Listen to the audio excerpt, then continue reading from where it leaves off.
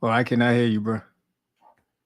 I pressed the mute button. You know what I mean? Trying to be smooth. You know what I mean? Make sure all the shit was working correctly. You know what I mean? Never working right. 8:08.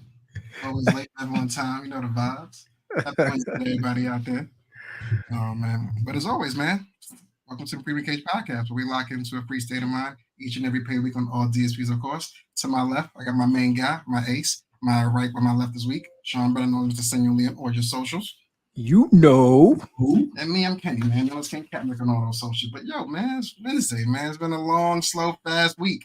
30 cents, my man. How you been so far, bro? Oh man, listen, this has got to be the longest February known to man. Yeah. I am. I feel like it's June, and it's only about to be the end of February. It makes no sense. June, that's a jump. April, you know what I mean? I rock with you. I mean, that's a June. You know what? New York weather, you never know, though. It could be June any day now. Any day now. Yeah, I mean, it's honestly not just even the weather, man. It's just the work volume. It's everything that's happening on all fronts. It's a lot. Some of it good. Some of it is like, what the hell? So yeah, man, I feel like I need more sun. I feel like it should be summer by now, but it's not. I think we got another week or two before that hour go up. You know what I'm saying? Get that springtime back action. You know what I mean? Waking up when it's daytime again. You see the sun a little bit. You know what I mean? It's starting to happen right now, but yeah, waking up at nighttime is no more, man. Yeah, man, that's a fact. That is 100% a fact, man. Miss Lee, It's good on your end, though. Good, Miss Lee, since you heard an echo. I don't know if you still had echo. Mrs. Lee, let us know. Still no echo? I'm talking now.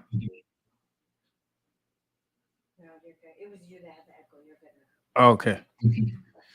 All right. Excellent. We are good to go. Nice. I was nervous. Yeah, but for those of you who are tuning in, man, we are shooting a live episode here today. The episode will be live on all platforms this Friday, March 1st. As you know, we always drop something every 1st and 15th, man. So whoever attends today gets to be a part of this live recording. I mean, you just made it to the big time. Made it to the big time. Absolutely. So we're just gonna give it a little bit more time for some more people to join, man. In the meantime, I gotta say it was an interesting day because we were hosting this guest speaker event, man, and all I was supposed to do was just kind of like make sure that all of the logistics for the Zoom was set up, everything was smooth, walk away, fade off into the backstage. And technology, man, it don't be caring about your plan sometimes. So, the guy who was supposed to actually host it, he could not log into the Zoom for nothing. And it's like 5 minutes before.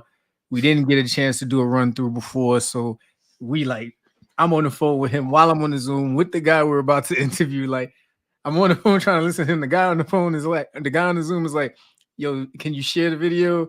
Can you help me with that? And I'm just like, I'm trying to help both y'all at the same time. Like, give me a second. You know what I mean? But we was able to make it work. I had to kind of ad hoc it, you know what I mean, until he could finally get on the Zoom, man. But just the example that I'm trying to send, or the message I'm trying to send to everybody, is make sure you get that 15 to 20 minute ahead of time video, audio check, because when it's 5 minutes before, it ain't nothing working. Bruh. Heart start coming out your chest like the old cartoons. You know what I'm saying? Like showing up on time is late as far as IT concerned. You know what I'm saying? But yeah, if you could get there early, man, try to do your best to get all the kinks out the way. That's a fact, man. I remember one of these episodes, like my internet was just out. I was like, yo, I don't know what to do, bro. Yeah, I remember that, man. I remember that, but we always brave it through, man. We always brave it through. All right. All right, so it's about 8:13, man. Once again, thank you all for whoever's joining with us tonight. Shout out to those who are watching this episode after the fact, man. Make sure you go subscribe. Don't forget to do that. All right, it's confession time. Talk to me, man. So, so It's I safe space. promised, I promised the missus, you know what I'm saying? I would be transparent and I would be honest because if you're an avid follower of Freedom Cage podcast, you know, a couple of weeks ago I was talking about the 2 a.m. Jezebel, right? Yeah, that's the cutoff. Just so those who don't know, you don't come in after 2. But go ahead, my good man. Absolutely, specifically for ladies, just to be clear. But yeah, man, I have to dub myself the 4 a.m. Rolling Stone, and I'll explain. Um, had a hell of a Saturday, man. You know, went to a fashion show in Harlem. It was a dope event. You know what I'm saying, to support this church out there, and you know, fashion show turned into, hey, let's get some drinks. Drinks turned into, hey, you know, let's go to the club. And uh Yep. before I knew it, bro, it was like, you know what I'm saying, like 1, 2 in the morning. But here is my defense. I contacted my lady. This is the difference, y'all. Y'all got to go back and listen to the episode. I contact my lady around like 10:30. I got no. It said red, but I got no response. Now, fellas, Ooh, that's cold. exactly right, fellas. We all know if you text your lady asking about anything that you know might have her looking at the phone a little sketchy, and she just leaves you on red, you don't follow up on that. You leave that alone. You leave that fire there to burn. You do not put your hand back in there. Like, let me see if it's lukewarm. Like, you know that shit is steaming hot, bro. Steaming hot, kettle. You already know. You already know that shit is steaming hot, right? So I left it alone. I figured worst case scenario, she is knocked out peacefully, or she's just having a good old time. Ain't nothing to worry about. Mm-hmm. I get a text around like 1-ish talking about, you know, I'm on my way home. I'm like, a word. So yeah. Now you like Ferris Bueller, like, see that?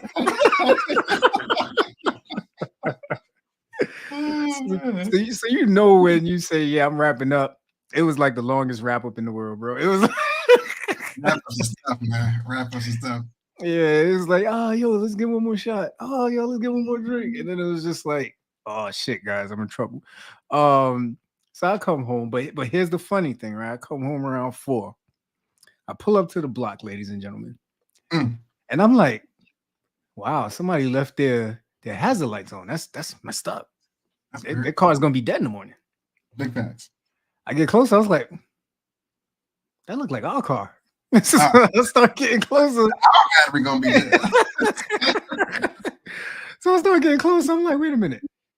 Not only does the car have the hazard lights on, but it's parked by the hydrant. Oh, double negative. Oh no. Oh, So now here I am trying to get back. Already looking like the 4 a.m. Rolling Stone. I've already done myself that, right?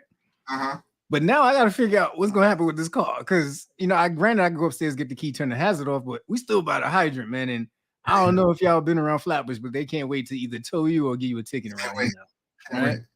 So thankfully, I park the other car. I come back around the block. There's a spot, so you know I'm booking it up the stairs. You know what I'm saying?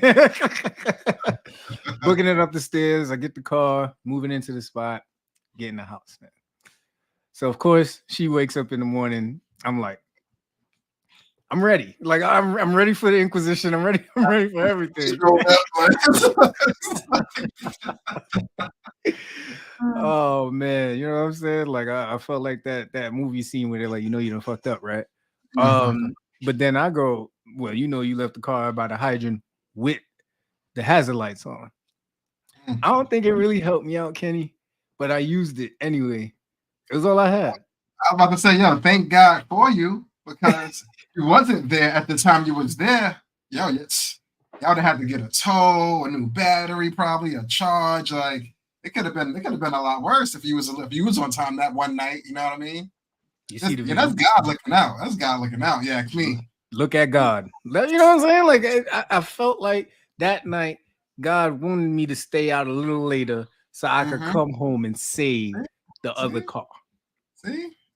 Hey, everything happens for a reason. You know what I'm saying? every little thing counts. That extra shot, you know what I'm saying? A little bit of traffic, the red lights, man. It all happens for the bigger picture, man. You got to respect that. Sorry, Definitely. Mrs. Lee, you don't win this one. 2 a.m. rules still intact. You know what I'm saying? You go to 4 a.m. Discipline situation, but you got to watch where you park, man. It's dangerous out there. Watch out for Janketa. I'm looking at her right now. Thankfully, she's baking. So I think I got some time. All right. So yeah, I just had to share that, man. But hey, man, it's all right. Hey, we transparent here. You know what I'm saying? As we know, 2 a.m. is the cutoff, but every so often, sometimes you got to grab something to eat. Sometimes somebody gits there late, so now you kind of got to do a new round of shots, man. Hey, it happens. It's part of the game, but this is why we play the game. You know what I mean? It's funny you say that the other shit. Was it the other night? It was last night. You know what I mean? I have my own Jezebel situation over here. You know what I'm saying? You know me, I'm home with the kids, being the good dad that I am, you know what I'm saying? She want to hit the salsa streets. It's all good. You know what I mean? I'm all good with that. You know what I mean? Hey, I fall asleep like I always do, about 12:30, 1 o'clock-ish. I just hear tapping like, yo, see what time it is? I'm like, look out, I'm like, 2:02. She's like, yeah, I made it. I was like, man, get out of here, man. I'm trying to sleep. And technically you late. It's 2:02. I should have put the top of my phone on your ass. So, you know what I'm saying? She said, I've been here. I was just, I was heating up some food. I was like, yeah, show you one. Show you one. Tap you when you got in. Yeah, man, that's it's real, man. Everybody be looking at they watching out at 150 like, I'm telling you, man. I'm not gonna make it. we got to get the shirts now. Be home before 2 a.m. Or else. Only Mr. Lee said, nah, she made it. See, always sticking up for each other. Yeah. 2 a.m. Jezebels, they all stick together. Jezebels in action. That's funny. I got some unfortunate news on my side today. I got my Houthi, I'm at 06, still kicking. Not mad about that, but it's a V6. Proud of that V6. Always held me down. Mechanic said, listen, man, one of your cylinders ain't working. I was like, what does that mean? He goes, we ran some tests, some compression tests. I don't speak car. You know what I'm saying? If you do out there, please let me know. But he's like, yeah, your fourth one's not working anymore. I was like, can I drove here. What do you mean it ain't working no more? He goes, yeah, it's just not working. I'm like, all right, cool. What we got to do? How we fix it? He goes, well, just get a new engine. It's like, that's the backup plan? I was like, that's the backup plan? I was like, no, I can't. Nah, it's not an option. I'm not. No. He goes, listen, I can do some things. Do those things. Call me back. I'll tell you right now, man. I'm a little worried about what those things mean. You know what I'm saying? I was just like, anything at that point, anything other than new engine order was all I heard. You know what I'm saying? But listen, hey, I got a V5 in these streets, man. But it's still working. You know what I mean? Shaking a little bit, but yo, man, she's still out there kicking, man. Shots to the blue dream, man. Love her to death. Love her to death. Another weekend at a minimum. Yeah. If anybody is listening right now, or if you're listening back to this, we need to know, can you ride around out here missing a cylinder? And then he said the fourth cylinder. So now we need to know here, FCP, what does that mean? Like, is that fourth cylinder important? like if you're on a football team, is that like the quarterback or like the backup running back? Like where I need to know. Yeah, is it the blind side blocker? Like I need to know if it's important. Like do I need a second seatbelt? Like let me know, man. Oh man, that's the truth, man. That's the truth. All right, man. We're gonna keep things flowing, man. Appreciate everybody that's tuning in. Diddy, do it again, man. Kenny, I don't even know what to do anymore, bro. Like it's like I thought they were done. I thought they had him on the ropes last year. They gave him the Tyson, body shots, and then said, "All right, you learned your lesson." Yeah. Apparently, it's not over. I thought he got out of that, man. He dodged the Casey bullet. You know what I mean? Paid her under the table expeditiously. I assumed, I thought there'd be another person or two, some stragglers with a story here and there, but I figured Casey was, was the big kahuna. You know what I mean? As far as if she ain't talking, ain't nobody else got, any real stories. But it gets worse, man. It gets worse. Yeah. It was like a 73-page docket, no? I think that thing was longer than the affirmative action document, man. And Diddy, man. But this former producer was Rodney Jones. He had a lot to say. And it's like having a lot to say on a live feed is one thing, but when it's court paperwork, it's really a lot to say. That's double spaced, font 11. Like, you know what I'm saying? Like, everybody's reading this. I had a couple photos within the dialogue. I was like, that's never helpful. You know what I'm saying? You know what I'm saying? But he got a lot to say, man. He said he touched him on multiple occasions and it was unauthorized transactions. Um, he dropped some names though. That's where I'm at with it. Some names got dropped that before we even get to the names, like Diddy has been hiding in plain sight for over 20 years.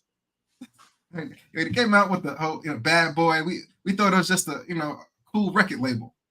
He's really just been a bad boy behind the scenes, and we now seeing it in full color, 4K, as they say nowadays. But it's nasty out here for Puffy, man. It's nasty. Yeah, man. Like you said, a lot of names are being dropped and being included in this. And supposedly there is some speculation on some, even though their names are not really mentioned in the docket. Man, listen, I just think that we are in a time now, man, where you cannot hide anything, and if you try to, they coming for you. Like, I don't even know what this does for the rest of his career. What this does for any future music or partnerships from him. We saw all of the endorsements, all of the stuff he lost last year. Now, does this cause more of the people that he's worked with, close friends, to now kind of keep their distance even more? Because you got to know this is almost like when you had COVID in 2020. The minute you told somebody you had COVID, man, it was like, yeah, I'm gonna need you to stay all the way where you at. Don't even text me. Yeah. It was nasty. You know what I'm saying? So I don't know how this is gonna go. There's also talks of allegations about a shooting that involved his son, Justin. It's like, wow, they coming out the woodwork, man. It's ill. What killed me was they had when people were named, they just said redacted, but it was the word redacted was subscripts next to it with a number, like a key, or almost like a legend. And at the very bottom of the same sheet, they give wild, decisive clues on who redacted was. I'm like, what's the purpose of being redacted if you're going to give a clue of the decade? Like, you know what I mean? Like, it was just, hey, just played in the Super Bowl, you know what I mean? Or and I grew up in Philly. I'm like, I wonder who they're talking about. Like, you know what I mean? Like, it wasn't feeling good. But, like, listen, dreams and nightmares in 2024, man, it looks different in that light with these Diddy allegations. Man. I don't know what kind of nightmares he was having. You know what I'm saying? Because he has to get through this somehow. And same with Super Bowl winner, or Super Bowl performer. Those grooming rumors as a kid growing up in Diddy's house, bro. He can't outrun them flames no more. You know what I'm saying? It's gonna be a whole nother confession. Might be a part 3. Like, you know what I'm saying?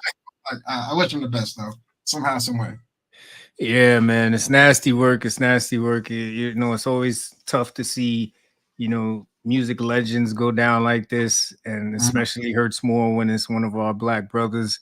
So we'll see how this goes, man. I mean, wish you the best, Diddy. Wish you the best. Hey, deep down inside, hey, I hope it's all allegations. I really do. You know what I'm saying? But like, I had a little spin on it. If it is gonna work in Diddy's favor, the only spin I got on it is like, it's 2024. Technology is at its all-time high. Like, maybe somebody AI these videos, AI these conversations, and it really wasn't happening. It wasn't me. Like, these are all fake. You know what I'm saying? Like, but my next question, like, to move off of it onto the next thing, like, how far are we in society where an entertainer will AI like a tape for publicity or just for notoriety? Like, for them, it's a win-win. No, I think we are just in the new age of technology where you don't really have to dream about anything. You can literally utilize software now to make anything that you would like to see happen. You know what I mean? We've gradually gone from just take the, just take what is it? For lack of better words, explicit photos, right? You used to have to go to the corner store. There was that little section where, God forbid you look, the store owner would be like, "Get out of here, you little pervert."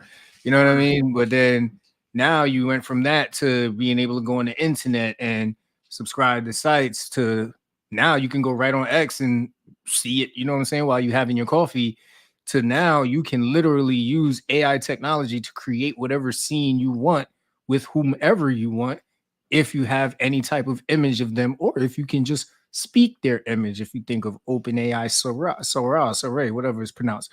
So this is literally that age where I could see celebs using this if their careers are kind of on the brink just cuz, but also I can see someone just utilizing the technology just cuz as well. Yeah, yeah. It's nasty out here, man. I wish. Oh man. I don't know, but it's getting nasty. These deep fakes. It's getting nasty. But until people start using them in court to get off cases, they gotta get a better handle on that somehow, some way. Keith said R. Kelly leaked the Diddy pics. On the wall, damn Diddy.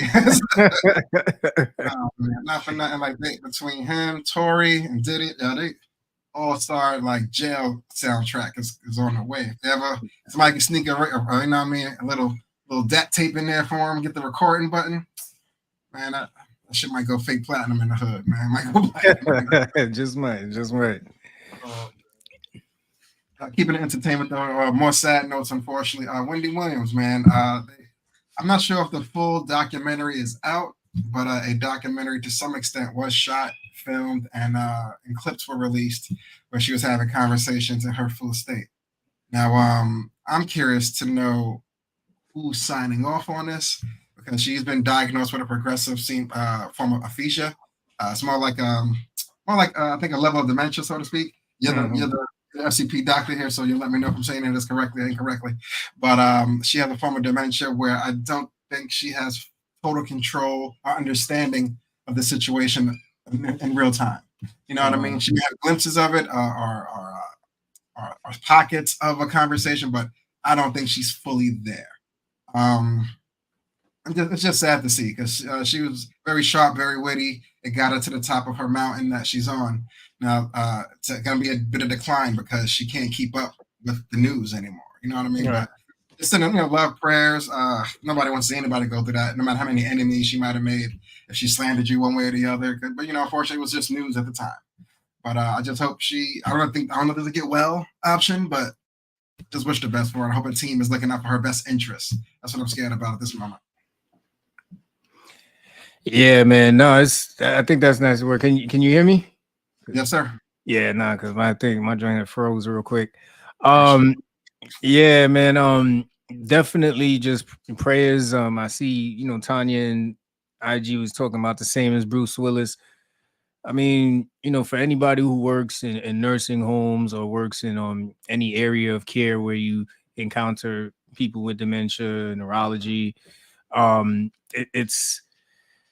it's just one of the most debilitating things to see someone go through, because they are just really dissociated with everything that's happening, and whether it's happening in phases or it's a drastic change. You just hope that they can make her as comfortable as possible while this is going on. Yeah, for sure, man. For sure. Yeah. We need a good team. Absolutely, man. So we're going to pivot over to the FCP Sports Corner section of the show. Once again, we are recording our live episode for March 1st. So we appreciate y'all joining us live. For anybody who's joining us after the first, we appreciate you. Don't forget to subscribe. Now, first off, if you were a Cam Newton fan before, you probably became a bigger fan after this weekend. And I'm talking about the viral footage of Cam Newton being jumped by TSP crew. And I believe this was at a tournament or some sort of function. And all you see in the video, at least the one I saw, there's at least 3 gentlemen trying to bring down Cam Newton, trying to swing at him. trying to do a lot of stuff, and I've never seen someone in this situation stand on business the way Cam Newton did. And the fact that that hat didn't come off, I'm pretty sure that hat probably sold out right after the fight, man. Have you seen the footage? Seen the footage and seen a few of the clips. It's just some people you don't attack. 6'7", 260, no less. You know what I'm saying? There's no upside to this jumping. Like, you know what I'm saying? I'm happy he was able to stand his ground, so to speak, and it could have been a lot worse. It just happened that weapons were involved. You know what I mean? It didn't turn into a situation like a Nipsey Hussle where someone's just trying to better their situation or better the neighborhood or the community around them, and things just go awry because no one's seen it coming. You know what I mean? But he hosts the 707 clinic that he does. He does it every year. I think he does it a few times actually throughout the year, where he just brings people along that in the youth and kind of gives them the keys of life as far as how to. If you really want to get to the mountaintop of where I was, because I got the stats and accolades to prove it, I'm gonna give you some jewels on how to get there. You know what I'm saying? He's had a lot of people come out that camp and make it to the league. You know, so him being a positive member in the community, doing this for free, so to speak, because he's spending all his own money. I'm not sure if he has any other sponsors, but to attack him in that light, in that situation, in that time frame, just wild out of pocket. Wild out of pocket. Yeah, I agree. I see Keith talking about from IG, his security team needs to be fired. I see High Life just joined us. What's up, High Life? See Tanya's in the building. Appreciate you. Yeah, I'm sure. I didn't know if he had security. Like nobody came to his aid. Like I don't think he had. When you 6'7", 2 something, like security might not be high on the priority list. You know what I'm saying? But we'll see though. We shall see. But I'm happy, like you said, the hat stayed on. He's good to go with that. And it's Cam Newton, bro. You can't jump a 6'7", 250 plus. Been running away from defensive linemen for the last 15 years or so as far as a career. You know what I mean? But good luck to them trying to ever do anything positive for their community ever again. If you hear me, my man, you froze on me. I hope you be back soon. We're gonna keep it rolling, y'all. You hear me now? Yeah, man. I don't know what's going on over here on my end. I think there's even an interview from somebody from the TSP crew talking about I guess trying to explain their side, kind of making it seem like there was something that happened before that. It just seems like everybody's mad at Cam Newton, like, and I still don't think it should ever get to the point where people got to put hands on each other. I still don't. I'll never understand that part, especially if they're grown men. I mean, it sets a terrible example for the kids that are there that are supposed to be participating in this tournament. So the gentleman from the TSP crew did at least want to apologize about that, but it's crazy, man. But I think, and I agree with High Life, I think everybody should have security. I don't care how tall you are, because at the end of the day, you're the product, you're the bag, so you got to protect yourself. And it's weird, like as a celebrity, if you are hosting an event and it's for the community, it's uplifting, it's positive. You would hope you're safe here. You know what I'm saying? Like, don't get me wrong. Like, for Nipsey, I don't think it was a safer block in the neighborhood for him in front of his own store. You know what I mean? Like, but shit happens when you least expect it. You know what I mean? But security, like you said, security has to be there at all times for you, just in case shit does happen. Yeah, man, absolutely. I know Cam. He's big. He has his own 4th and 1 kind of thing as far as the podcast goes as well. But another leading voice on the sports network tip, man. Our good guy Ryan Clark, man. He's been grinding this year too. You've seen him everywhere. You know what I'm saying? As far as the pivot, multiple ESPN shows, as far as live, the countdown. He shows up at First Take. He shows up at Get Up on ESPN. But listen, man, he's been holding out. He's been going independent for the most time the last 6 or 7 months. But he got the bag from ESPN, man. They signed on for him. He's technically considered the highest paid NFL analyst now with ESPN. I think he'll be raking in close to $2 million annually. I'm not pocket watching, you know what I'm saying? I just seen it. You know what I mean? Don't know if it's true or not. But I just want to give him a quick shout out, respect. well overdue, but he put the work in, so I'm not mad at him. What was your thoughts when you first heard the news breaking? I was excited, man. Ryan Clark, he's been phenomenal. Just round of applause with a bit of a let the money fly, let the money fly for him. I think that's excellent. Um, he's evolved into the analyst that we need but don't deserve. No antics, no theatrics, just genuine, raw, enhanced, skilled breakdown. Whether it's someone who's actually played a sport to someone who's just a regular celebrity, he has shown the passion for really being able to sit not just in front of cameras during news broadcasts, but sit across from people and really pull the type of information that you want to hear as a listener out of them. And what he's done with the pivot, what he's done as his own brand, from when he does the videos of the suits he has on to everything else, man. It's just this is that person that you can now put in front of your child and say, look, there's mad other stuff that you can do to make Facts. it in this world. And I'm just happy for that. But yeah, we can't gloss over the fashion. He definitely brought that to the forefront when yet again as an announcer slash analysis. He putting that shit on. He putting that shit on. I ain't even mad at him. All his fits, we kind of everything's fitted, everything's slim, everything's nice. Colorway is always on point. I mean, I was like, I ain't gonna hold you up. I forgot it was name. I might have been Rodney Harrison, but he wasn't wearing a tie. It was like the fancy scarves. I'm not. Is it a brooch or a brooch? Some shit like that. But I was like, oh shit, somebody stepping out the box. But then Ryan Clark came and said, I see your brush and I raised you 6. Like, you know what I'm saying? He been stepping on fashion next. But yeah, man, I'm pretty sure he's gonna have a suit line in the next couple of years too.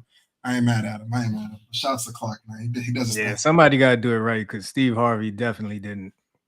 He set his back a little bit. He set his back a little bit. He's the first to do it. So you know how it go. You know what I mean? The first one to do it.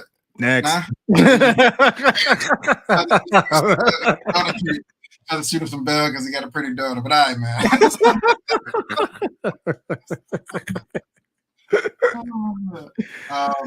Keep it in sports, but moving to basketball for a little bit.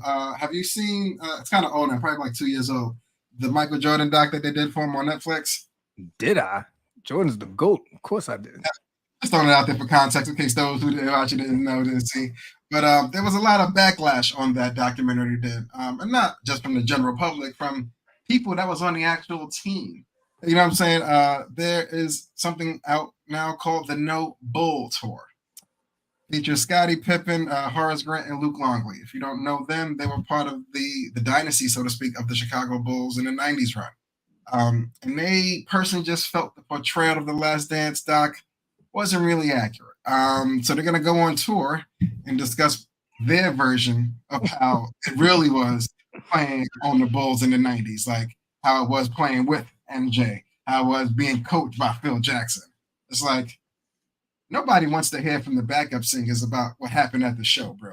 I'm sorry, you know what I'm saying? But hey, if there's a bag to be had, they're going to find one, bro. But will you be attending the No Bull Tour whatsoever if it came to a local town to you? Hell no. Hell no.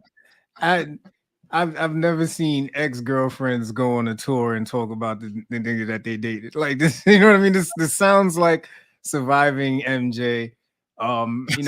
So we've slowly transitioned from surviving Kevin Hart to surviving Michael Jordan. This is the saddest shit in the world. But you know what I will look out for in the future? Surviving LeBron James. I can't wait to hear the real feelings from his teammates because he has had one of the most, I want to say, criticized careers ever. I would pay money to go see that one because it's going to be a thriller. And shit, and even with the No Bull Tour, like he got those 3. You know, he played with the 3 the most. But Brian got a couple of cast members on a couple teams that could pull different layers of his life out. You know what I'm saying? Like, nah. When he was in Miami, he was on this. Nah, when he was in Cleveland, he was on that though. You know what I mean? But yeah, I'll pay good cash to see that show. Bro, they can tour for the same amount of years that he plays in the NBA. Like they can tour for the same amount of years that LeBron James played. Every year he stays in this league. That's more content, man. That's more content. Oh man, but his story gonna be dope. You Oh yeah. might if Jordan had a 10-part doc and won 6 chips. You know what I mean? Bro might get like a whole he might get 2 full movies. Like you know what I'm saying? This Lord of the Rings status, bro. This Lord of the Rings. That's a fact. That is a fact. Mm-mm-mm. Yeah, man. And then just keeping things rolling along. Quick shout out to Breonna Stewart. She re-signed with the New York Liberty, man. As y'all know, if y'all listen to the Freedom Cage podcast, I'm a big women's basketball fan, and I've been to a couple of Liberty games. So I'm looking forward to them keeping everything intact. They still got Sabrina. They're bringing back Brianna. I'm waiting to see who else they put on the team to kind of round things out. And yeah, man, looking forward to going back there and seeing what they do this season. Should be dope. Should be dope. Liberty, they're doing nothing but getting better every year. So I gotta see. I gotta go catch a game live. Though I ain't even gonna hold you. I gotta catch one. Man. And just keeping some breaking news out of courtesy of ESPN. Golden State has agreed to a 2-year, $35 million contract extension with Steve Kerr. This new deal makes him the highest paid coach in league history at $17.5 million a year. Every cent earned. The brother has just came in there and they've been winning chips ever since. So I'm not mad at that at all. If I'm not mistaken, I think that 2-year puts him at the same end of the road with Curry's contract over there in Golden State, right? I think he has 2 years left in his contract there. Makes sense, man. It's like whatever Curry do, I'm gonna do. You want to give it up? We can give this up. I'm saying we did our thing. Like we could give this all up if you want to, my man. Yeah, but, you tired? I'm tired. You don't want to shoot no more? I don't want to get them both, bro. Definitely, man. And then the next breaking news, and I don't even know how this was breaking news. I think Jets fans all over the world were like, yes, the Jets have given Zach Wilson's agent permission to seek a trade. This is per their GM, Joe Douglas. Mm-hmm. So, ladies and gentlemen, Jets fans, you have someone new to blame next year. It won't be Zach Wilson. Hopefully Aaron Rodgers can get healthy and be on the field, and you can have him for a full season to see what that tandem can really be like. Who knows what you all will add? I know the combine starts tomorrow. If you're listening to this on the 1st, it started yesterday. And then of course the draft, I believe, is late April. So we'll see what happens with the Jets, man. I ain't mad at that. Yeah, I think Zach just finally read the room, or the locker room, so to speak. He definitely saw Aaron Rodgers getting healthier every week. Father every day. You know what I'm saying? Everybody kind of leaving his circle, going close to the Aaron circle probably in these spring training camps coming up, so he probably just said, listen, man, gets hurt again, call me back, but I think I'm exploring my options. You know what I'm saying? But listen, I would be nervous for him too as well, because he didn't have the greatest of seasons. Granted, he wasn't the guy that they planned on having, but he didn't really step up to the plate when they really needed him at the end of the season either, though. So I'd be a little scared to test free agency if I didn't have a stellar year. You know what I mean? But hey, to each his own, man. You got to get out in there and figure it out. Absolutely, man. So keeping things rolling, man. This is that part of the show where I have to remind everyone, I am not a doctor. I just play one here on FCP. And I just got one quick update for everybody. And this is huge because we are all very afraid of cyber attacks, of protecting our information is very important. But it's also very important to know that on February 21st, Change Healthcare, who is associated with Optum, they have an arm in pharmacies, physician providers, hospital facilities. They were hacked by a ransomware gang. Now, if you think about how this operates, right? Most of these, any like insurance company or hospital that has connections to Change Healthcare, more than likely disconnected themselves quickly as soon as they heard about it. So that is one side of the fence. Pharmacies, I believe they're going to get hit a lot because, they utilize them to get a lot of the transfers and digital information in.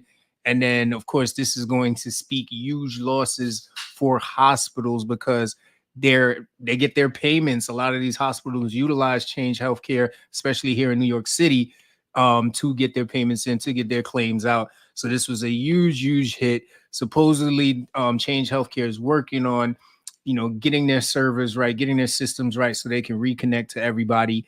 But this was a huge hit last week. And, some facilities are still feeling the wrath of this. So make sure that you check with your pharmacy, check with your facility, make sure. See.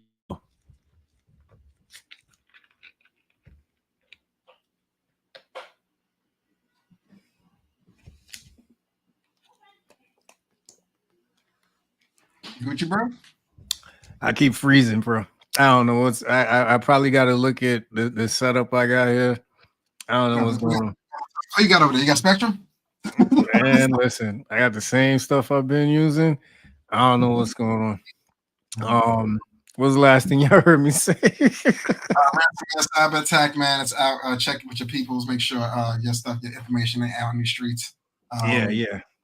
Yeah, man. Like you're saying, mostly impact the pharmacies a lot more than anything. So yeah, check on your local pharmacies. Make sure they still in business. They ain't shut down unexpectedly because all your information is sensitive because it ain't everybody else's but yours. You don't want nobody else in the pharmacy having that. So just check on your people. Yep, absolutely, man. All right. Just so moving on after that segment, have you ever heard of surge pricing? Something similar. I think what Manhattan's trying to do in Midtown, right, with the taxis. If you drive through at a certain time, they're gonna charge you, something like that. It's a version of it. So according to Wikipedia, you got dynamic pricing, also referred to as surge pricing, demand pricing, or time-based pricing. So that time-based pricing could relate to what you just brought up with the congestion pricing that the city's trying to implement. But it's a revenue management pricing strategy in which businesses set flexible prices for products or services based on current market demands. And I bring this up because this is bad news for Wendy's lovers. Wendy's will start experimenting in 2025 using digital menus that change the price depending on the demand. Now, I read this, bro. You got some nerve to tell me if I'm coming for a junior bacon and you're gonna raise the price like 10 cents? Like, are you kidding me? Like, that's nuts. Bro, imagine you standing online and the shit go up because the dude in front of you was taking too long to order. Yeah, you know how angry I'd be if my $2.99 meal turned into like $3.59 because out there getting extra nuggets and sauces and shit. Just I ain't get my order in time. Like it's gonna be like the stock market, bro. People gonna be sitting on the side just waiting. Like, nah, you go next. I'm gonna wait. You go next. I'm gonna wait. You know what I'm saying? Oh no, I'm next now. That's the lowest it's been in the last hour. Yo, let me get number 2 now. Quick. You know what I mean? Like, yeah. Nasty work. Nasty work. Yeah, man. Yeah. I don't know, man. I don't know. Right now I look stuck on Uber. I look like I'm shocked. I'm stuck on IG. Everybody's laughing at me. Can y'all hear me still? I hear you. I hear you good, bro. I hear you good. You look good. It's not a bad pick. You know what I'm saying? Look, you know what I mean? You look like somebody kind of trying to pull you off the screen, but you're still here. You know what I mean? But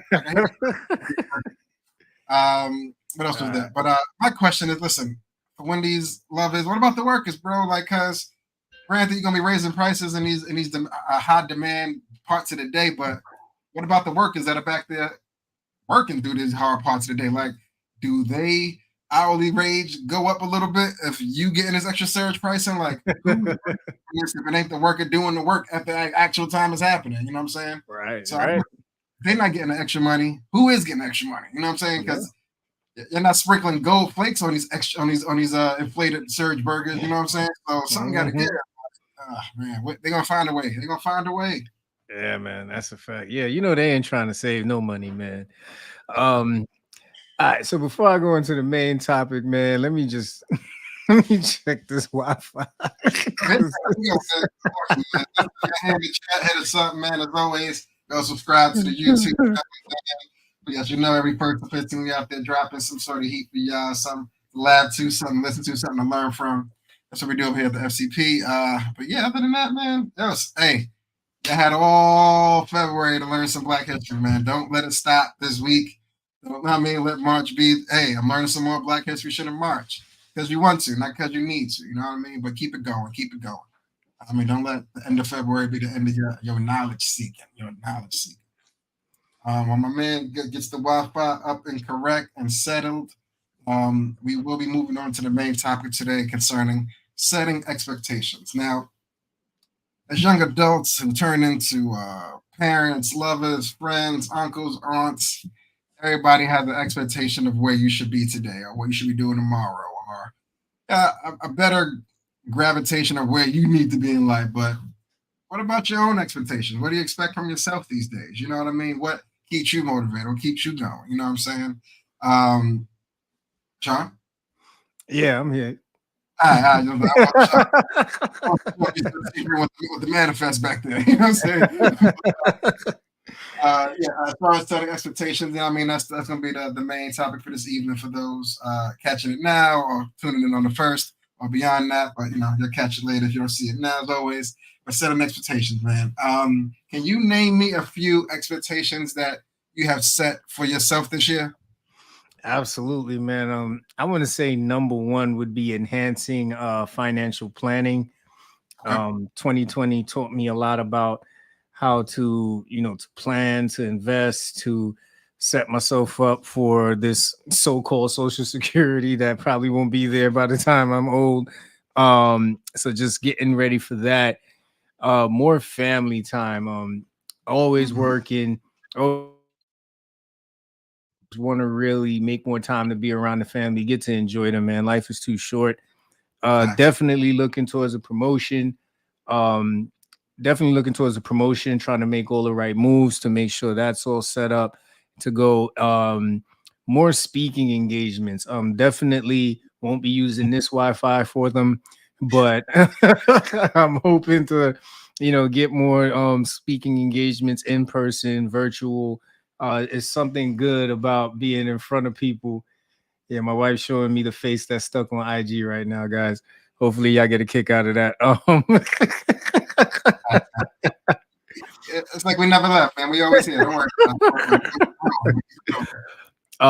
And then outside of that, being more vocal, I feel like there's moments where things would happen, and my usual go-to would be kind of to just sit back and not say much. But there's times where I feel like your voice needs to be heard, and I'm making sure that happens this year. What about you? Those are good ones. Those are real good expectations for yourself for this year.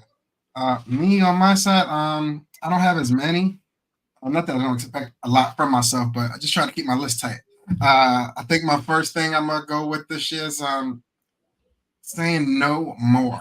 I gotta stop people pleasing. I'm not sure when it happened. Might be middle child syndrome I suffer from. Don't want to get the older sibling mad. Don't want to make the younger sibling upset. You know what I'm saying? So I'm just kind of making sure everything's kind of comatose. Make sure everything's keeping rolling. You know what I'm saying? So even when it doesn't benefit me per se, if it makes someone else happy, I just been kind of pushing through. I gotta start saying no more. That's one thing for sure. I got on my list of things to do this year so far as expectations. Um, Another thing I want to do, kind of piggybacking one of your items. I want to, start stepping more into my professional field or my career aspect as far as architecture is a bit more concerned. Just working on building my personal confidence as far as going into these spaces, knowing what I'm talking about, but trying to get my optimism up some more because even though I feel like I know a lot of what I'm doing, I'm learning new shit every day. And Mhm. as a someone on the cusp of becoming an actual architect, a registered architect anyway, you don't know all of anything. You know a little bit of a lot of shit. You know what I mean? So it's hard for me to really focus on or hone in on one thing and speak on it at full blown levels because I don't know 100% of anything. You know what I mean? But that is something I definitely want to work on as well this year. And I think the last thing, just carving out some more time somehow, some way for more self improvement, personal advancement on things, whether it be learning new trades or finding new ways to relieve stress. 3 kids, wife, keeping everybody happy. Just trying to make sure you got to sneak. Hey, you take showers all the time, but sometimes you got to sit your ass down and just soak in the tub. Like, you know what Yeah. I'm saying? It's not wrong. You know what I'm saying? And listen, this is at the bottom of my self improvement list, but I gotta get in the gym, man. Somehow, some way. I gotta break into your gym at the crib, man. If I follow you on lunch breaks or something when you go do you know what I mean? I gotta do something, man. I gotta do something. These push-ups in the morning and cutting it no more, man. I gotta do some more work. But this year, as far as expectation, I definitely want to try to carve out some more me time for self-improvement at a minimum. Definitely, man. Yeah, But you know, guys, I don't, huh? oh shit, what you gonna say? Yeah, no, I was gonna tell everybody on IG, if y'all want to come over to YouTube, it looks like it's running a lot more smoother on YouTube than it is on IG, guys. He's All you smooth. gotta do is go into the go into the link in our bio, and it'll take you right to our YouTube page, man. So far, that's looking good. I'm not sure what's happening. But yeah, man, go YouTube. ahead. I'm sorry. I don't know. I was going to kind of pick your brain a little bit as far as like I know you got your expectations set out for the year, but people always got goals, you know what I'm saying, and plans. But the best way to execute any plan is to have steps on doing it. So I'm gonna try to see where you at with it. I know you say you're gonna enhance your financial planning. Yeah. But what are you doing to get there? You know what I'm saying? What approach are you taking? What are you doing to better that or making sure it does happen by December? Definitely reading. And I literally just had a conversation about this with a good friend of mine, Anthony Smalls, about, there's a lot of information out there that we're paying to get that literally somebody just sat down and took the time to read a couple of books, put it together in these fancy bullets, and package it to you in that preliminary $25, $50 session that leads you to the $2,500, $3,000 full package that they reduce by $1,000, but only if you buy it then. And listen, I'm not knocking anybody's hustle. Okay. Package right now for $14.99. You know what I mean? I'm not knocking anybody's hustle, but if we take the time to do the work ourselves, if we take our time to read the books, to do the planning, look for credible sessions, you know what I mean? People who actually have a stake in the game, are in the business. You see them with the people that really have the money making the moves. It will equip you to at least start making better decisions. And the best thing I could tell anybody is if you don't have the time, make sure that you're giving to somebody the money to somebody that you really trust. And you know what I mean? You create whatever protections that you can, because I can tell you right now, money just sitting in the bank, it ain't gonna do much. Not at all. Not at all. Especially with Social Security running out in 15 to 20 joints. I know I think you mentioned more family time, man. Little man's getting big, you know what I'm saying? Yeah. You got a couple summers left before he's looking down on you on some. Do you need the cereal pops? I get it for you. You know, how are you gonna work on getting more family time in this year? I'm treating it like I do with work, blocking the calendar. And I don't know why my wife is laughing right now. Like this is the type of stuff, I mean, this is why men don't vent to women. This is why Shaq said what he said. You can't vent to women because all they're gonna do is laugh at you and make it seem like you ain't gonna honor your word. But blocking my calendar out, I've been giving up my Sundays a lot lately. It's not typical of me. But with Super Bowl. See you over here, man. We reading right through it, brother. I give y'all Sundays, man. Just trying to find times because we're all busy, man. And I think our family, we all are into something. You know what I mean? It'd be hard to find a family member that's just sitting down doing nothing on a day.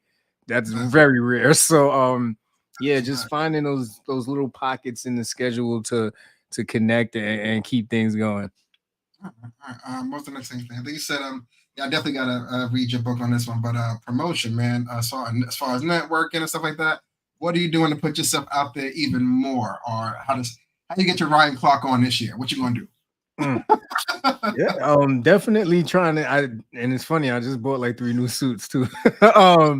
But definitely staying knowledgeable and ready. I think the best thing you could do, and you said it earlier, right? We feel like you're good at what you do, but there's always this next level of what you do. And a lot of times it's trying to plan for where your field is going in the next 10 and 20 years. They had the CEO of NVIDIA talking about, all these parents pushing their kids to go code. And he was like, I kind of feel differently because in another 10 to 20 years, you'll be able to tell something exactly what to do and it'll do all the work for you. So the actual wanting to learn how to code, it might be cute now, but in the future, it's learning how to manipulate the AI technology that's already in place and who has the most knowledge of it. That's gonna win. So definitely same thing for my field. Just staying in the know, and then also studying salary negotiation tactics. I can't stress this enough, y'all. They don't teach us nothing about this. They'll teach you how to write a resume before they'll teach you how to negotiate a salary in this world, and that's the problem because most of the people that are getting the great salaries do not have a great resume. They just know how to go in there and make the right decisions, and they know the market field value for what they're doing. So if you are in the market for a promotion, if you're in the market for selling a product that you own, make sure you do your research. So when you go to that table, they don't sell you a bunch of 50-point Scrabble words to just get you to take whatever. You know exactly what you're worth, and you bargain from there. All right, all right. I think that one kind of piggybacks the more speaking engagements. I know you said you got the suits. You can't show. You got. You know, what I mean, you got to show up. You can't just. I already get that part, but I think the last one you said being more vocal. Yeah. Now, as far as when you say being more vocal, as far as like personal interactions, or just like more so on the corporate side. I think it's both. Naturally, there are situations where saying something really isn't going to help the situation, and I'm not saying those are the situations where I'm gonna be like, but nah, you know what I mean? Like that is not what I'm saying at all. I think there's moments where there's times I don't say anything, and if I probably did, it probably would have swayed things in that moment, or it was just better for me to get it out there just in case nobody was thinking about it. Because at this point, it's really about making sure that everybody around me that I care about, whether it's working with or personal, understands that there is another option, and it's up to them whether they take it or not. But at least I know that, I wasn't there and didn't say nothing. And then if things go wrong or whatever, it's like, shit, I knew I should have said that. You know what I mean? So, yeah. But yeah, that's what's up, man. You can't execute a plan without a plan to execute. You know what I'm saying? So I appreciate those tidbits on how you're gonna get that job done. You need it, man. Can't have a plan without pieces to the plan. You gotta get Yes, that. You gotta get on my side, yeah, I didn't have much, but the saying no more. Gotta stop. I gotta just stop shying away from those tough conversations, man. Like I really don't like nobody leaving the conversation with a bitter taste in their mouth. So sometimes I'm willing to take the L in order to see somebody else win. And I gotta be more selfish, I guess. Like, you know what I'm saying? You know what I mean? It sucks because hey, your sister ain't raised me that way. You know what I'm saying? But I mean, it got me this far, but I think I'm at the just tighten up the gears a little bit on that one. But I have to just stop shying away from those tough combos and being content with the other person just not being happy with the way that conversation went. As long as I got my point across, it is what it is, or it was what it was. Hopefully, it's no harm, no foul. We could regroup on something else tomorrow. But for the moment, this is where I'm at. Respect it, please. Yes. Like, you know what I'm saying? So I think that's the one thing I really got to do as far as accomplishing that, making it a real actionable item. Yes, sir. What's I have there? Stepping as far as the professionals thing. I gotta hit these meet and greets, man. I got them every week. They're doing stuff every weekend in the city at the Center for Architecture, the AIA meetings, the American Institute of Architects. There's always something going on, and honestly, it's a little overwhelming. Like, because when you're part of that, the cluster or the group, you get the spam mail. You get the hey, come on buy a ticket. For members, it's $10 cheaper. It's like, damn, I am a member. Like, you know what I'm saying? You start thinking about things like that, but I gotta start clicking on those links. I gotta start showing up. But I guess I put my foot forward on that. You know what I mean? I kind of see it. Mark is red. Drop it in the box. Those just the folders you got on the side. It's like, yeah, drag, drop. Yep. Mark is red. I read it. Yeah, I'm not attending. You know what I mean? I just gotta go forward and start doing that a bit more on my side. But shit. Last one, as far as carving out more time for me, I gotta find a really that one is this one might be my more troublesome one because I need to find a way to steal time from other obligations, but I gotta remain effective in those obligations prior to me stealing time to go do something else. You know what I'm saying? I can't cheat whatever I'm obligated to do as well. You know what I mean? But a lot of that stuff takes time. And if you don't have the time, you got to make the time. But making the time means you don't sleep. And I don't sleep a lot.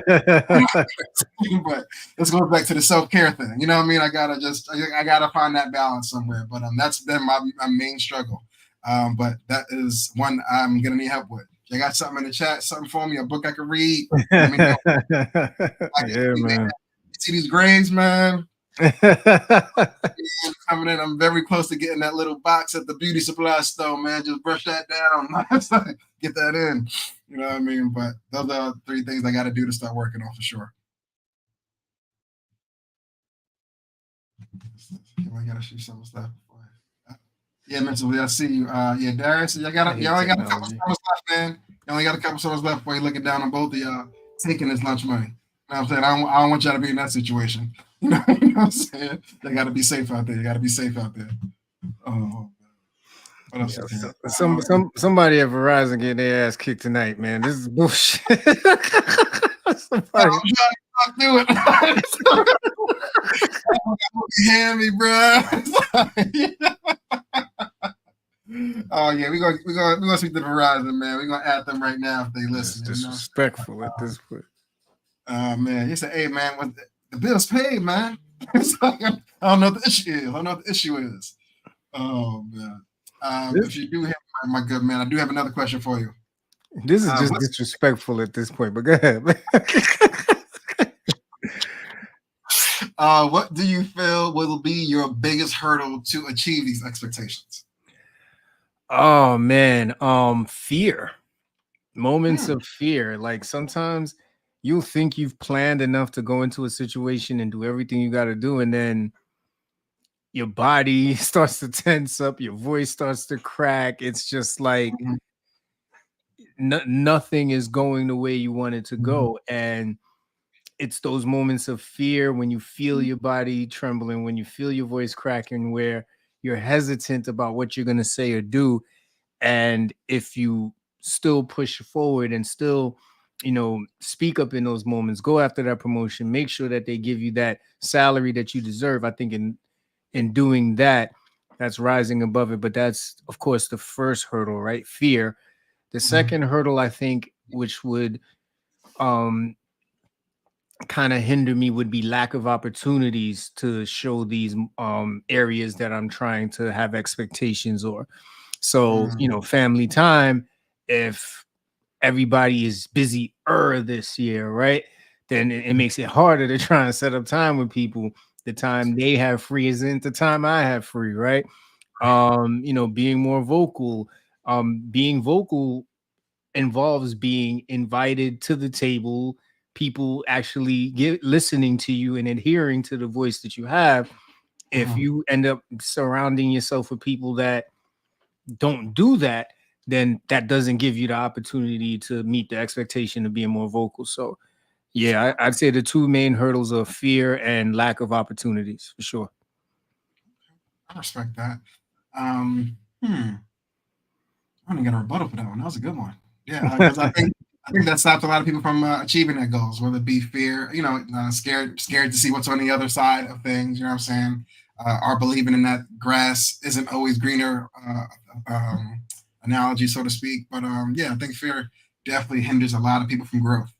But sometimes you have to let go to fly. I forgot where I heard that from. I want to say Steve Harvey, but sometimes you got to let go to fly. You got to let go to fly. Yeah, man, for sure. Honestly, man, it and this is going back to what you were talking about with the emails you get, because I'm a part of some healthcare organization newsletters too. Networking is everything, bro. I know I don't have to tell you that. But you definitely want to make your way to at least one where you feel like you would get the most benefit from. So say it's a prominent Black architect in a city that's going to be there doing a talk or a panel. You kind Mhm. of want to go there just to at least be in the room and see what it feels. Because I'm telling you, bro, if you were there, it changes your whole. You leave feeling like, oh, I gotta come back to these. Like you start talking to people, you start shaking hands, you start getting their cards, and they start talking about, yeah, we want to see you here more. It changes your outlook. The air is different when you leave there, and you can't wait for the next one where you can make more connections. The trick to it is to not fall back into the comfort that you're in now, because it happens, right? Like that first night after you went to that first networking session is dope. You're like, I'm coming to all of these, I'm in. Then Facts. life start lifing again, and now you're like, shit. And you start Or chicken food. saving. Yeah. Yeah, you start marking them as red again and stuff like that. And next thing you know, a whole year flies by and they still taking membership fees. So What's the payment so plan? yeah, man. So as a person who was in your shoes, at one point not attending those actual sessions and stuff, do it, bro. At least go to one, make it count. You know what I'm saying? Free drink, free food, all that shit. Make it Yeah. count, and then see what happens. All right, for sure, for sure. Writing that one down. Writing that one down. And then putting it to good use. Putting it to good use. All right. So now that we've spoken about expectations we set for ourselves and hurdles, there was always an interesting saying that I've heard where if you have no expectations, you'll never be disappointed. And I say this to see, what are your thoughts on that line? I'm guilty, man. I'm guilty as charged with this one, unfortunately. I kind of live by this. I'm as happy as I am, or as much as if you do know me, I'm smiling often. I'm trying to keep the air light. You know what I mean? But I do live in a half empty glass kind of situation a lot, where I'm very pessimistic with things. I don't expect the best out of anything. You know what I mean? So when it does happen, I'm elated. I'm like, oh shit. Now I'm really hyped because I didn't think it was gonna happen. You know what I mean? And I kind of set myself up that way. So if it doesn't happen, I go, well, be like that. You know what I'm saying? But me saying, well, it be like that, I'm not taking it to heart, because not that I wasn't wishing for it to happen. I'll never do that. But Right. I just know that there's a good possibility that it might not work out. You know what I mean? But if it does, hey, I'm all for it. Super happy to do it. But I got to get out that mindset where I just assume everything is half empty. You know what I mean? Like it's just it's a terrible way of living. I hate doing it. But growing up in the hood, man, I'm blaming on the hood. He's still blaming on the Oh, hood. man, I don't know, man. I don't know what it is, but I definitely gotta change that way of thinking somehow. You know what I'm saying? I just don't like being let down. That too. That's another thing. I hate being let down. So I definitely do live by not having much expectations, so that I'm not disappointed. I do live by that, unfortunately. How about you? Yeah, man. No, I think this is, to your point, a mentality of comfort, and creates a very stagnant life. And I understand it. I mean, depending on your experiences, the household you grew up in, it can seem like that comfort blanket where it's like, all right, as long as I stay here, I know that it's always 70 degrees. You know what I'm saying? Like Yeah, nothing ever changes. Every time I come out here at 70 degrees, nothing will ever, sway me at all. yeah, But it's those moments where you're not scared to step out into that atmosphere that's different, and see if you could still get the same feeling. That shit does something completely different for your confidence, because now you could step out in some snow. You could step out in that hot ass 98-degree weather and still, make the best out of a situation. And I think we almost are robbing ourselves of that experience to challenge ourselves. And it does something for ourselves, it does something for our kids to see that, it does something for the people around us who are probably looking for motivation. And once they see you doing it, man, they're right behind you, like, yep, getting my ass up too, let's do it. facts. I definitely do feel time to time that I'm just walking through life or walking through my day with like the parachute backpack on, but I'll Mhm. never jump out this plane. You know what I'm saying? I'm never gonna pull this cord. Like, you know what I'm saying? Because I don't need to. You know what I'm Yeah. saying? I'm good where I'm at. I'm on the plane. It's safe up here. But if this shit crash, are we good? Like, you know what I'm saying? I'm out this bitch. Like, you know what I'm saying? I gotta go. And I'm gonna Yeah. get sleep, you know what I mean? But till then, you know what I mean? It's weird. It's a weird thing. hmm Like, all So right. now we're gonna make this interesting, man. Y'all already know we are a spicy podcast, right? We ask the questions that a lot of people don't want to ask, but we think it's necessary. So Hmm. let's say these expectations that you set for yourself this year Hmm. conflict with the expectations of your partner. What Hmm. advice would you have to navigate that? Hmm. You gotta pull it to the side. You stopping my growth, baby. Nah, but like it's weird. Like some some conflicts as far as expectations when there's like a deadline to it. It may not necessarily need advice. I believe. You know what I mean? Sometimes a good percent of the time, you kind of let time pass and let those results answer both parties simultaneously. So we both know the outcome. Like you know, like, hey, this happened. So what you were thinking ain't right, or what I was thinking ain't right. We're here now. We got to move on. But before we can get to that point, as far as if there's a direct conflict of what I want to do versus what you want to do, like if I'm trying to get healthy, you frying chicken every night, I'm like, yo, fam, I can't eat with you no more, bro. Like, I love you, man, but I can't do this. Like, you know what I'm saying? I'm killing myself just to not do it. You know what I mean? So, Yeah, yeah, change has to come, but you got to change yourself, and hopefully that other person kind of gravitates what you're doing. If conversation ain't working, and shit, it's more so a proof in the pudding versus trying to talk through it. What's your thoughts on that one? um if you have a healthy communication established with your partner, Mhm. everything's going to be fine. Mm. Because I assume love is already there, understanding is already there, but that healthy communication about, the expectations on both of you, if that's there, everything will be fine.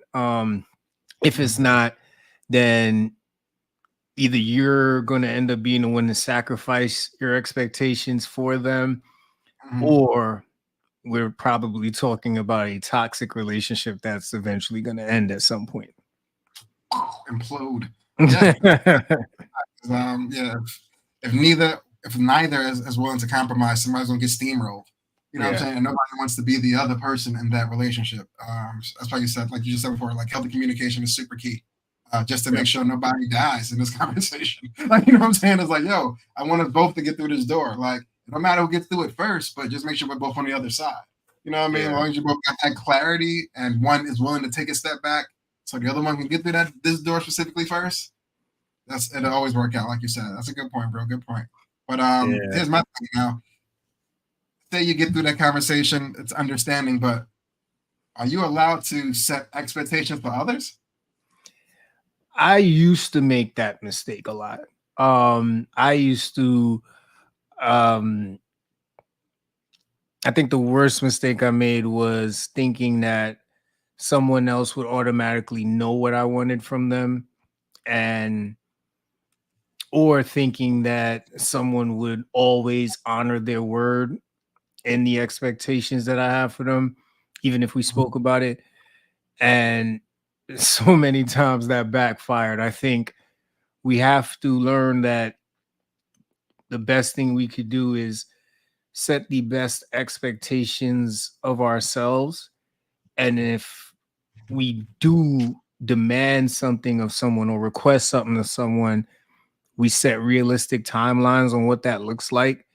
And we're willing to honestly stand back and pull away from that situation in the event that they do not meet those expectations. And I think Mm. um as long as you do that, it will help. But yeah, man, if you just come out the gate setting expectations for someone, if it's the first date and she shows up in, wearing like a G string, doesn't mean she's gonna have sex with you. It just means that's what she felt like wearing that night.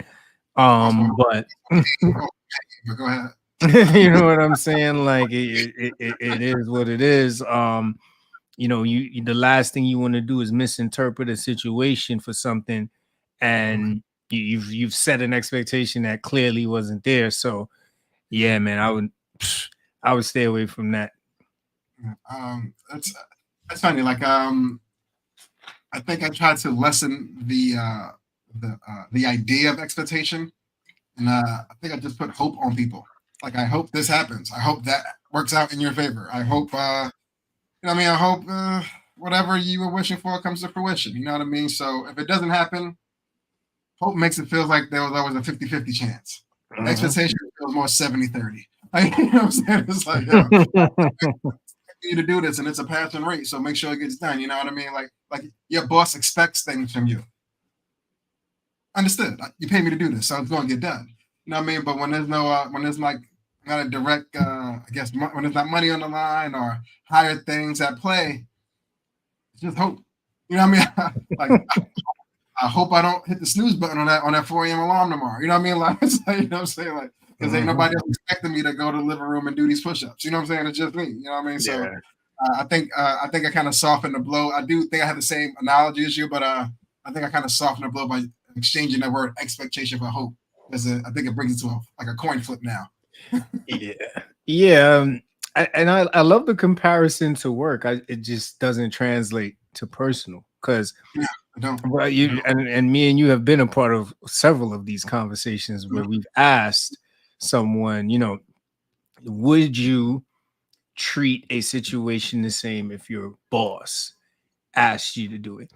And the answer has always been, well, that's different because of that's the person who pays me. That's the place of work. That's a professional place.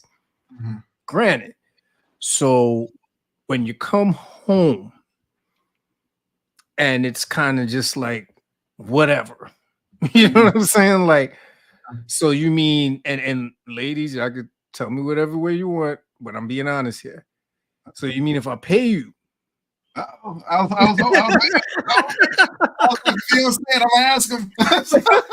So are you saying if I pay you, I'm not gonna get any arguments about what I want done? You know what I'm saying? Like if I pay you, because right now what you're telling me is you got a little bit more pep in your step for the person that cuts the check than you do for the person that you're trying to call a partner for the rest of your life.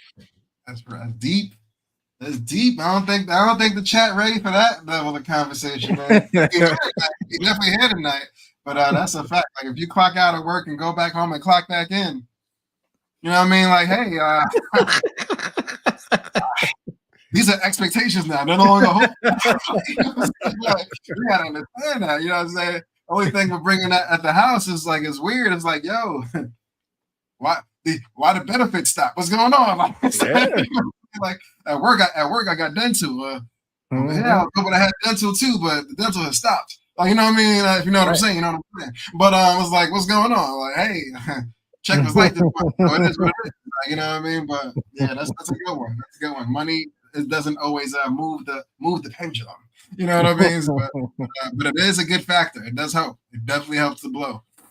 Tanya said, "Y'all married folks." Tiptoeing, Tanya. We tiptoeing, chill. We got these loud shoes on, trying to sneak in. That's for sure, man. That's for sure. So now you just mentioned setting expectations for others. Now, how do you set clear expectations when people have demands of you or expectations of you? Might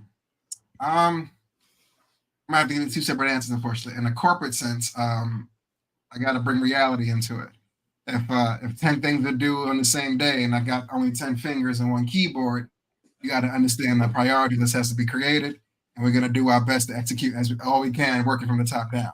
Yeah. Now, as far as a personal version of this, I need you to work with me some more. If it's not getting done in a deadline that may or may not exist, you know what I'm saying? If we trying to get it done by this weekend, it's Monday. My bad. You know what I'm saying? But it's you know what I mean. I need you to work with me a little bit. But I think that's the leeway as far as the corporate version versus the non-corporate. The bending of the expectation or the demand. you hope there's a little bit more bend on the personal side versus not having much bend on the corporate side. So I think I will go with that one in that sense. I got two answers, unfortunately. I can't give you a straight um, so setting clear expectations when people have demands of me. So I honestly feel, my brother, this is crucial to my peace and it protects my time. one. And the analogy I'll use is if I tell you I like sports and Mm-hmm. you invite me to a soccer game, it's almost like you've set the expectation that whatever sport that you deem to be interesting, that's the one that I'm going to be interested in too. Mm-hmm. And I feel like it's so important to tell people that if we don't have healthy communication, to your point about your expectations exceeding what I can deliver, Mm-hmm. then that's going to be a problem if we're going to call this a real friendship, a real relationship, or even a partnership, because we are not even clear on what exactly you expect from me. And then you haven't even given me a chance to let you know I can't do that. Like, you know what I mean? If I tell you I got healthcare experience and you're like, okay, cool, I want you to come draw some blood. I said, whoa. I didn't tell you I was a phlebotomist. I didn't tell you any of that. Not that guy. Yeah, yeah. I did billing. Like, Levels to this medical stuff. yeah, yeah. Like, there's so many different areas, so many different phases to this field.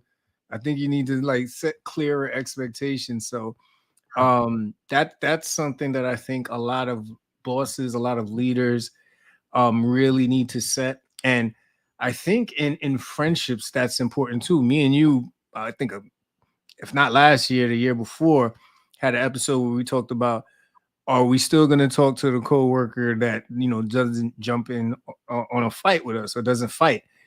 And Mm-hmm. and I said, if I have never been in a serious conversation with this person and they've made it seem like, yeah, man, anything happen, man, it's going down, man. If we engage in fisticuffs, I'm there, man. I'm ready. I'm here. Mm-hmm. If we've never engaged in any conversation like that, and if some shit goes down and he books it, I'm not mad at him. You know what I'm saying? I'll probably never go out with the guy again. Yeah. You know what I mean? But I'm not mad because we've never established that sense of, yeah, you know what I'm saying? Anything ever go down, I know this nigga that be filling the copy machine got me. Nah, we've never talked about that. We've never discussed that. And I believe in that so much. And I think sometimes people they get a bad rep for something that they never said they were willing to do. Yeah, that's a fact. That's a fact. Yeah, that's a. I think I'd still be a little petty though. Not to harp on that whole topic. I'd be a little petty though if there was a situation. You know what I'm saying? And we was a little outnumbered. Turn around and all I see is the back of your feet. Just man, yo, don't you dare ask me, yo, what we doing for lunch today?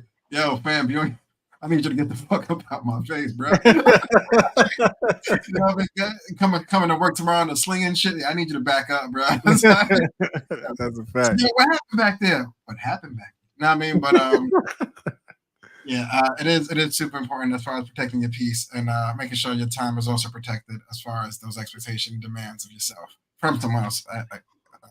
More Yes, importantly. sir. But yeah, all right. But yeah, it's weird though as far as communication and semantics. Like even with the sports analogy, you'd be like, "Oh, you like sports? Yes, I do like football." And then you show up with some soccer tickets. It's like, yes, but I'm an American football man. I'm sorry. Yeah. My bad, dog. I forgot you're not from here. Like, you know what I'm saying? Like, I should have been more clear. Like, you know what I'm saying? It's all about communication, baby. You just Yeah. gotta be super literal with certain things. You know what I mean? But I hate, and I'm a literal guy, so I can't even get mad at it. Hmm. Yeah, man. But yeah, so hey, listen, setting expectations, man. I think we all came into 2024 with expectations, but we also left 2023 with expectations. Hopefully from this segment, you understand that setting the expectations are important, creating the steps towards those expectations are important, understanding the hurdles that you may face, because that is one of the key things that stops so many of us from really reaching our true potential. learning how to manage those expectations with your partner. If you call someone your life partner, it is very important that they understand the expectations you have set for yourself. I think Kenny's example was perfectly clear. If I say that I'm on this weight loss journey, you can't be cooking the fried chicken every night. Like, let's be real here. You're setting me up for failure. It's gonna be tough. It's gonna be tough. Nobody want to be making 2 meals a night. So, oh yeah, your tofu was in the microwave. Man, thank you, but man, it's so good on that side of the kitchen. I know, right, bro. It's rough. It's rough, man. Yeah, but talk to me, man. What's new, man? What? Listen, I got a confession, man. I don't know how far Love Is Blind is, man, but I keep hearing about it from a lot of different people. I heard it's good. It's on the watch list. It's next up. Man, I don't know if your face is frozen or not. I know. I was like, let me move real quick because I've been freezing a lot tonight. I'm definitely frozen on that. Oh no, I'm not frozen on that. That was good. That was perfect. That was perfect. But yeah, it is on the watch list, man. Me and the lady gonna get to it this weekend for sure. I don't. Is the season finale time yet? I got time. I think me and the wife just gonna pull up on y'all and make y'all watch it. I think that's the only. I think that's the only way this is gonna happen. Here, man. I got the ginger ale, man. Come on through, man. Yeah, man. We gotta bound her to the couch because she'll find a reason to get up. So we gotta, you know what I mean? I really hate to say it, Mrs. Nelson, but you're gonna need some assistance staying still. But we got you. Tell me, man. She knows this. It's like I know there's something else to do. I know. And when she stays still too long, she going to sleep. Like, so it's weird. Like, you know what I mean? Hey, you got to do the old finger under the nose check. You breathing? What you doing, man? You wasn't watching it, man. You didn't even see my hand in front of your face. You know what? You're right. We'll have to make it an interactive night. So we'll do beer pong while it's on. I think that'll work. Just hit that light. Nah. Lights on, man. Lights on. You watch this in full broad daylight in the living room. Yeah, definitely. We have all the blinds up. Yeah, definitely. All right. Gotcha. All right. Yeah, I think Love Is Blind new episodes drop today. So as soon as I get off here, I will try and bound my wife down because she's running around as always. To see those new episodes. But on Netflix, man, Mea Culpa came out. It's a new movie from Tyler Perry. It has Kelly Rowland in it, and I'm on the fence. I wasn't mad at it, but it was like it was giving me BET vibes every now and then. Like it was like a BET/Tubi movie that somehow made it to Netflix. My next question, like BET is one thing, but was it Tubi? Yeah, it was like BET and Tubi got together and had a baby. And, 4K camera. And Netflix adopted it. Like, I don't know, man. It was weird. Like, There's a lot going on. Yeah, we had a budget that but it was EBT. It was a lot. It was a big budget, but it was food stamps. Like, yeah. But did you, I'm just gonna ask, man. I don't know why, but I'm gonna ask. Did you get a chance to watch it? I saw the trailer. I saw Kelly Rowland in it. She looked good. You know, I believe she's a lawyer. But yeah, it looked interesting. No. I did not see the movie in its entirety, but I did see it really good. He saw the trailer. All right. Hey, the Netflix trailers give you the whole movie on the low in 90 seconds. Like you can put it all together, man. They gotta dial back the trailers a little bit. They give it too much. That is true. Listen, if anybody in the chat has any friends who are in the TV editing business, tip: stop giving too many clues because I'm that detective. You show me too much in the clip, I already know what's happening next time. Play the whole movie. And like who's not gonna be happy? Like everything. You know, I gotta talk to CC Media. I gotta put the word out. Definitely. And then on Paramount Plus, finally got to check out a show called The Tracker. It's actually pretty cool. If anybody's a big fan of This Is Us, it is one of the it is the tall white guy that's on there. I know that was terrible. Yeah, we'll get there. We're gonna get there. You know, I'll do better next. I was literally here like trying to freestyle and think of the guy's name on This Is Us, but that was terrible. White people, please forgive me. I know I should have done that. But y'all know what I'm talking about. Just go look up Paramount Plus. Hartley. Thanks, Tanya. Justin Hartley. Justin Harley, thank you. See, Tanya's always Tanya, in clutch. Tanya, stay on time. I gotta get her some more. I gotta get her another shirt. But yeah, man, Tracker is really cool, man. Quick synopsis, basically, you know what I mean? He is a tracker. He calls himself a rewardist. He has handlers who actually go looking for people who have lost things and are paying to get them back. And he goes and he finds them. And three episodes in, it's actually pretty good. I like it. Tracker. You said Paramount, right? Yeah, Paramount Plus. Like adding it to the watch list, baby. I'm telling you, man. Like fired or something like that, bro. Ooh, man. Y'all better. Ooh, man. Ooh, man. He said when I retire. Your Cisco ain't even on this bitch. Y'all better be ready. You know, I had 2 thumbs down. Like, you know what I'm saying? Y'all better be ready. I got some shows to watch. I have a funny question for you, or a scenario, so to speak. What's up? If you came across someone that you know, you've seen their partner on OnlyFans, would you bring it to their attention? Hell no.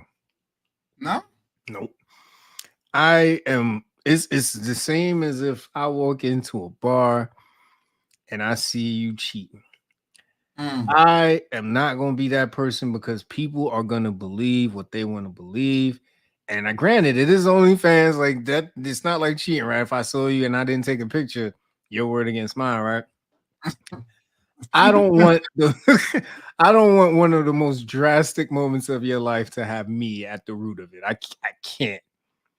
I can't, man. I'm sorry. That's why I don't even go on shit like that. Just cause, like, I'm a little. I'm petty. I would try to, like, using the bar example. If someone's cheating, like, I wouldn't say anything, but I would definitely be like, "Yo, yeah, that was shot at me." Nah, I saw him. Yeah, he got this.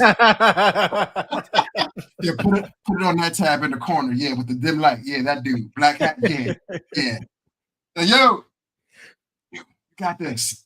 Thanks, my man. You know what I'm saying? Like, it might be one of those. But yeah, if it was OnlyFans, I'm like, yo, man, do I got to pay for my subscription anymore? Like, are we good? Like, can we just keep mine on the free side? Like, you know what I mean? But I don't know. Hopefully it never gets there. But I was just curious to know your mindset on that one. Now, what if you tell him and they're like, yeah, I know. Bro, you wasn't gonna tell me? He said, nah, yeah, I want none of my friends subscribing, nigga. Like, he was like, oh my gosh, all right, that makes sense. I did. I feel you.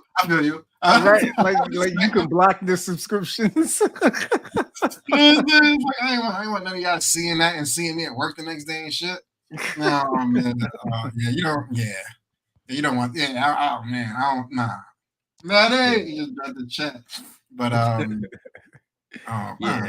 I couldn't live with that, man.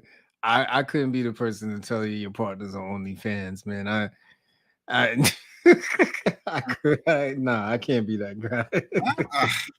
Like, I wouldn't even know how I would bring it up. Like, yeah, there's no smooth entry on that one. Like, you know what I'm saying? So yeah, you know what I saw yesterday? What? Nah.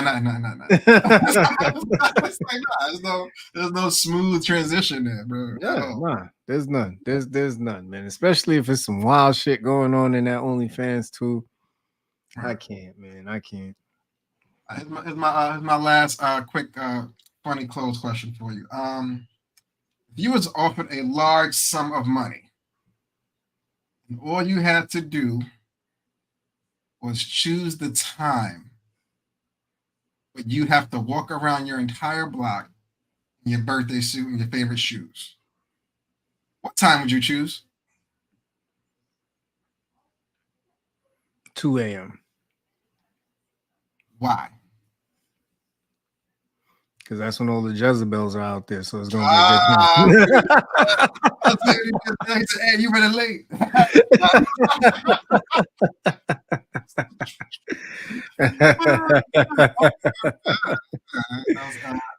It's funny. Like, a lot of different neighborhoods, depending on where you at. Like some people do a lot of 2 a.m. movements. Like you know what I'm saying. So you got to be careful. You know what I mean. But thinking of my side, like the AM, yeah, that early AM, early afternoon. Like I live in a school zone.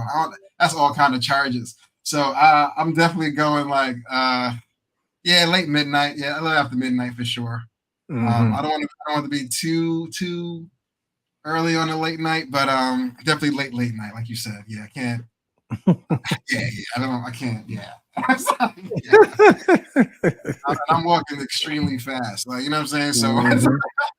I don't want to be Yeah. walking too fast and look suspicious. Bad enough I'm butt ass, but you know what I'm saying. I'm trying to blend in and move quick at the same time. You know what I'm saying? Yeah. Yeah, Good thing absolutely, man. I'm dark skin. Good thing I'm dark skin outside. You know what I Mhm. mean? Yeah. Yeah, I'm just curious where you was. Yo, I was I was on Instagram, man, and these girls from Horrible Decisions, they were talking to somebody, and they were talking about how girls showing up to the sex session with their pretty much they didn't get a nut prep kit.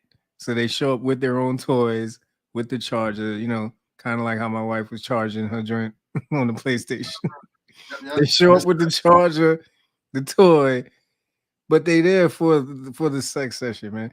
Is this how would you feel about that? Like this ain't, you know what I mean? This is just straight up. Y'all know what it is. That time of night, she show up. Think she got the little, you know what I'm saying, the little go bag, just in case she got freshened up. Nah, fam, she pulls out toy, charger, puts it on the charger, and then she's like, let's go, big boy. You know what I'm saying? Like, how you feeling in that moment? Feeling defeated. I feel like I lost before the fight started. Like it's like I don't know how I'm gonna get into this. Like I can't compete. Like, you know, I'm not gonna play this game with the robot. Like I'm a grown man. Like you know what I'm saying? It's like you got plug-in options for extra juice. No. I need an OJ. Like I can't just rehabilitate like that. Like nah. I think I walk out before the action happened. I don't even want to be. I don't want to be around. I don't want to be around. I don't want to witness none of this. I'm out. Yeah, I see Mrs. Lee snitches on me. I'll go back to the 4 a.m. Rolling Stone just because we got more people on. But yeah, On yeah. you. Honestly, if she shows up with the I didn't get a nut prep kit, I'm not mad at her. I can't be mad for preparation, man. You know what I'm saying? Sometimes things don't go the way you'd like them to go. Every man's been down that road, and you can't be mad for a female making sure that she gets to her climax. I'm not mad at that. I'm not mad. You know what I'm saying? I'm staying I'm with the shits because, granted, if I don't fall asleep after, I want to see how far she goes with this. I want to see. I want to see where this night takes me. He's like, I'm here for the show. Oh shit! I'm here to see. Step your game up. Damn. All right. Big shots from the other room. Okay. All right. Yeah, I see Mrs. Lee said, what if she want to use it on you? Now, hey, listen. You know what I'm saying? Let's time out right here. This is where we're gonna go back to the conversation of expectations, right? If we have to we have to set clear expectations of each other sexually. Are we going to be open to trying new things? Absolutely. Are there going to be things that we're not open to? That should be welcome. You know what I'm saying? Like so let's be clear. You know what I mean? That has to be the conversation. Now listen, for those who joined late, right? Real quick in the beginning, I talked about as you all know, I called my wife the 2 a.m. Jezebel because she got home at 2:30 a couple weeks ago. Saturday, of course, I was out. at a fashion show. Drinks turned into club. Club turned into, you know what I'm saying? It was late. it was fucking late. Um, so so I called myself. I dubbed myself the 4 a.m. Rolling Stone. Man, it was a hell of a night. It was one of those nights where it's like, yo, let's get another shot. Let's get another drink. And before you look at it, it's like, oh shit, like it's late, guys. I'm gonna get in trouble. Like she's not gonna like this, right? But I have to give y'all context, right? It was 10:30. I text her, like, yo, babe. You know what I'm saying? We're leaving the bar. No, we're leaving the fashion show. We're gonna probably go get a drink or whatever.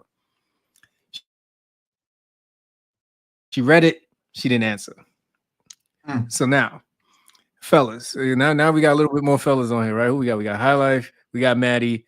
I know High Life and Maddie gonna hit me out, right? Fellas, if you text your lady at 10:30 at night that you're gonna keep hanging out with the fellas, and she reads that message, but she does not answer. At that point, man, you riding dirty, man. Like that's it. Like this. There's 2 pieces to that puzzle. Like, if you're already late, you can't be early now. It's too late. You're already late. Like you either clocking at 9:01 or 9:58. Like it don't matter. You're still late. You know what I'm saying? That's one thing. You know what I'm saying? So once you see 2:05 hit, it's like fuck it, miss the window. We out now. Right? Second, if you're gonna do the post 2 a.m. checkup, don't check up directly. You gotta check up with your baby. You want to gyro at the spot we at? I'm on the way home. I got feed you. Like, you know what I'm saying? Yeah, and you gotta add an incentive. My baby a food, and she was like, "Ooh, extra white sauce." I'm like, "Yeah, I got you." Like, you know what I'm saying? It's like you gotta flip the bagel. Yeah, man. Yeah, like you know what I'm saying. Like you gotta have the incentive. I feel you. But guys, here's the kicker that you don't know yet, right? So I get to the block. Getting down the block, coming down.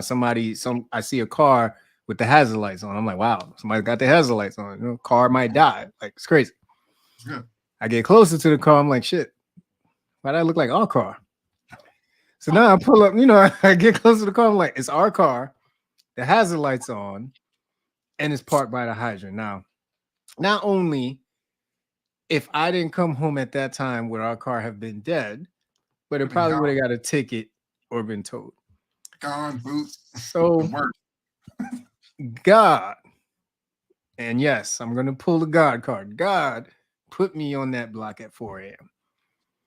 Jesus. You know what I'm saying? To prevent us from having a ugly Sunday morning, he brought me home at the right time of 4 a.m. just to be able to not only turn off the hazard lights, people, but as soon as I parked the other car and came back around the block, there was a spot in front of the house. Oh, yeah. See? Look at God. Look at God. You can't tell me about my God, man. You can't tell me about my God, y'all. You know what I'm saying? Like, Jesus Christ. You know what I mean? You know what I'm saying? No, man, because God know you're a 155 kind of guy. You know that. But not this night. He knew this night that Jezebel was going to be doing Jezebel actions. So he put you in a place to undo these Jezebel antics. Yep. Jezebel Slayer, man. I'll take it. There you go. Sound a little crazy, but all right, I'm rolling with you. I'm rolling with you. Yeah, we'll take that back to the think tank.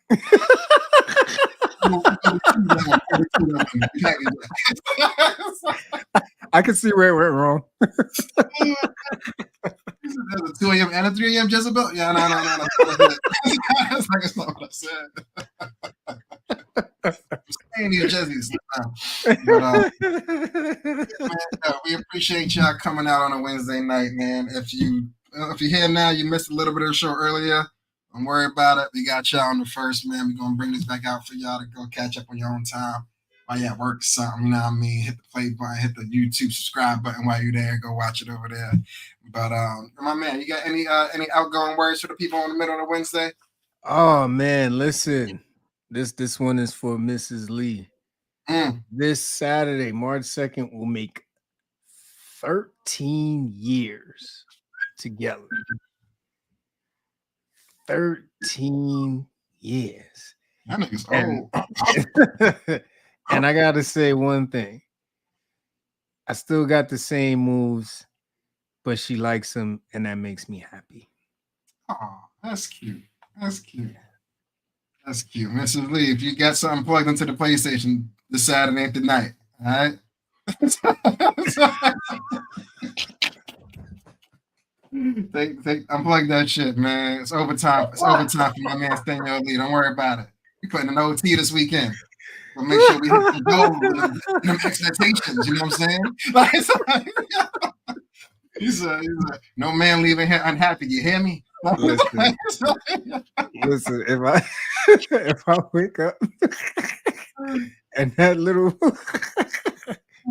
purple rocket is parked next to my PlayStation, it's gonna be a problem, man. What you doing? Like, hey, plan B is always better than not having a plan at all.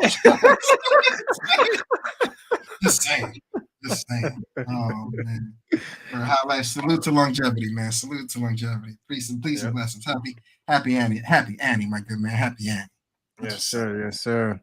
But other than that, man, like Kenny said, we appreciate y'all as always. When the episode drops on March 1st, make sure y'all go revisit it. You know, send it to a friend, family member. You know, make sure you tell them about us so they can go subscribe. I don't know, Kenny, man. We might have to work on these 2 a.m. Jezebel t-shirts. You know what I mean? We clearly know 2 a.m. Jezebels already.